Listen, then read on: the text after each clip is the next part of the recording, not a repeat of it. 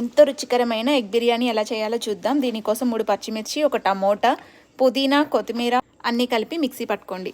తర్వాత ఒక గిన్నె పెట్టుకొని అందులో నెయ్యి, నూనె వేసుకొని జీడిపప్పు, పెద్దలపై ముక్కలు పొడవుగా కట్ చేసి వేసుకోండి.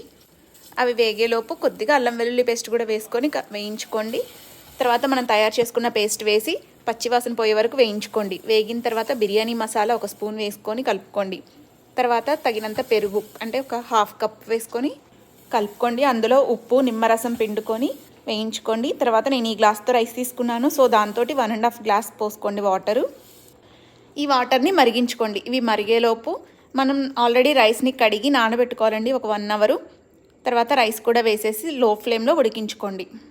అది ఉడికేలోపు ఇంకొక పాన్ పెట్టుకొని ఆయిల్ వేసుకొని ఉడికించిన కోడిగుడ్లు వేసుకొని ఉప్పు, పసుపు, కారం, బిర్యానీ మసాలా లైట్గా వేసుకొని వేయించుకొని ఆ గుడ్లుని రైస్లో కొద్దిగా వాటర్ ఉన్నప్పుడు పెట్టుకొని దమ్ ఇచ్చుకోవాలి.